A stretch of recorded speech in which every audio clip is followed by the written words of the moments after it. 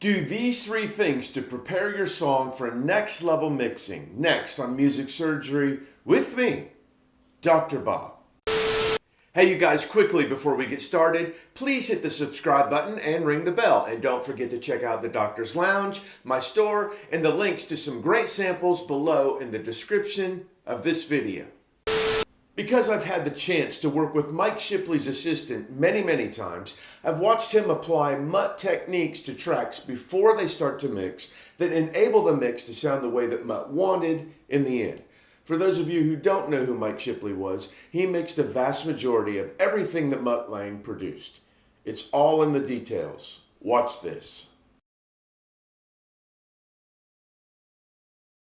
All right, you guys, great stuff this week. More Mutt stuff. Can never get enough of that. Let me play you this really quick. 3 simple things. I'm not going to waste your time. Let's get to them. Let me play this and then we'll go through it. I'm so awkward, freaking out, so awkward, so awkward. I'm so awkward, freaking out, so awkward, so awkward. Okay, the first thing I want to show you is drums. So we have a hi-hat, a kick and the snare. Let me play these.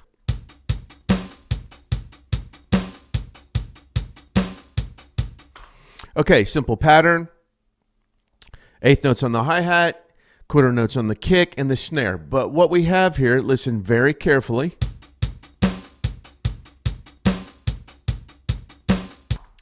Everything sounds okay, but now let me just put a compressor on these like you would in a mix.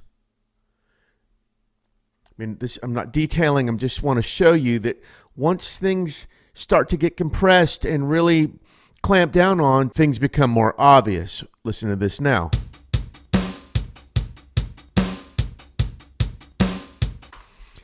We have a flam between the kick and the snare. So let's look at that. And our kick is a little bit ahead. So let's cut that. Bring that over closer to the snare. And let's check that again.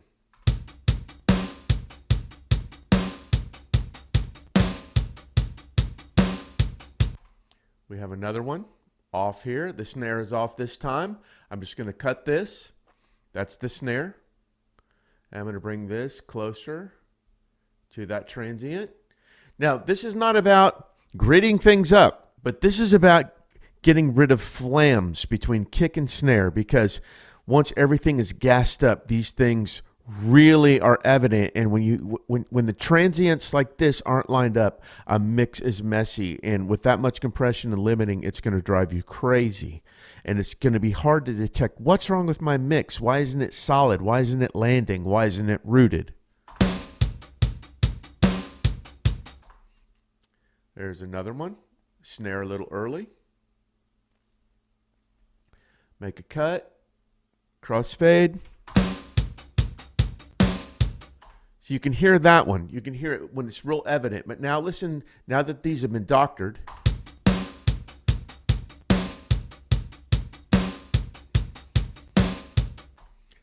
Messy. Super messy. Matter of fact.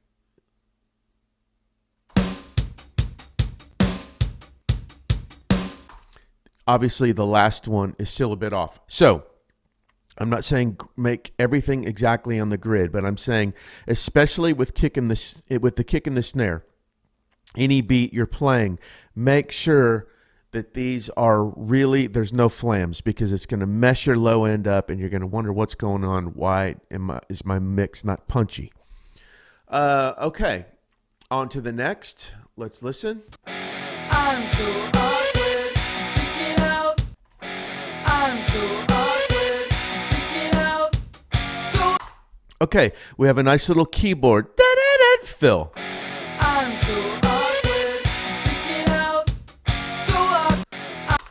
But as you can tell, it's during a vocal. I'm so awkward, I'm so awkward, I'm so awkward, freaking out.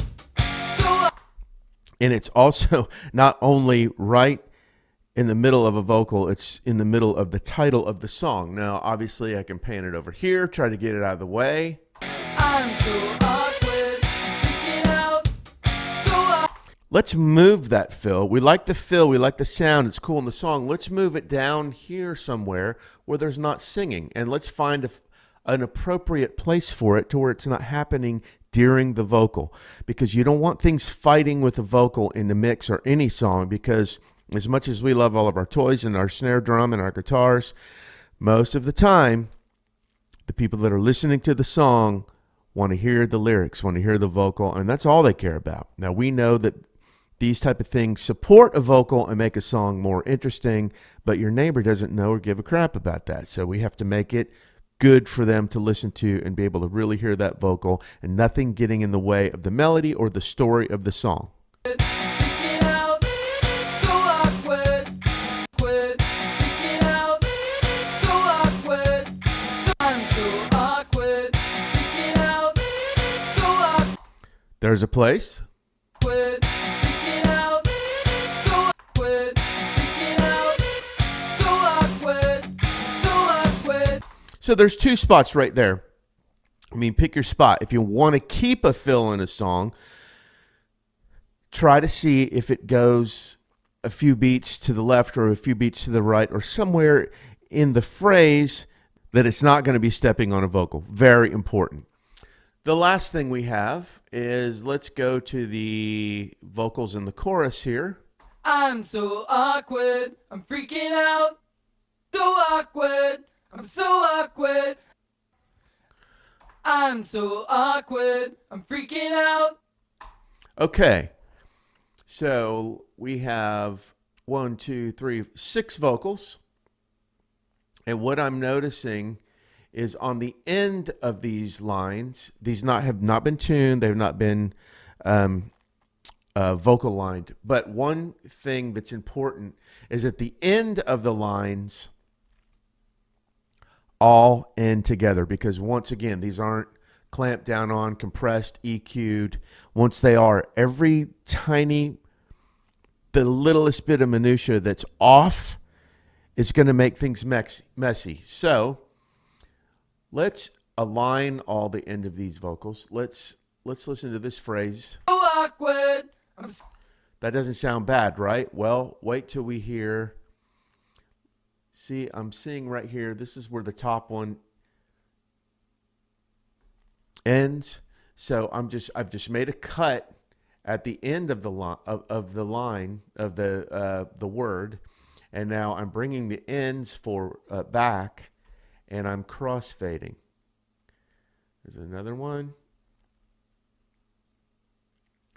So now, as you can see, all these ends are going to end at the same spot. Bring this one out a little, this one out a little more, this one out. And now let's listen to the end of this word, how clean it is. Awkward. I'm so awkward. I'm so awkward. So nice. Now, obviously, I would probably get rid of a lot of this noise in the middle, just vocal noise that you don't need when he's not singing a word. Awkward. I'm so awkward. I'm so awkward. Awkward. I'm so awkward. I'm so awkward. Again, down here, you can really tell these are way off. So let's do the same thing. I'm going to make a cut here. I'm going to match these ends. So bring that there, crossfade. Bring that there, crossfade. There, crossfade. There, crossfade. Here, crossfade. Bring that back in. See, so I'm trying to get the ends, this part right here, to match up with the ends here. All this extra is like the end of the word. Here, here. Bring this one back. Now, let's listen to see if this sounds better. Awkward. Awkward. Much better. So, we've done it here. So awkward. I'm so awkward. Tight. And once that's compressed and EQ'd and just drilled, vocal line and making sure the ends of words like this all are precisely truncated or all of the vocals in. These are 3 great ways to clean up your tracks before a mix that makes the mix sound even better. So remember, kick and snare flams, find where a better place for a fill is, whether it's a guitar, a keyboard, or whatever, that's not stepping on the vocal, and really get your vocals nailed starting and ending at the exact same time.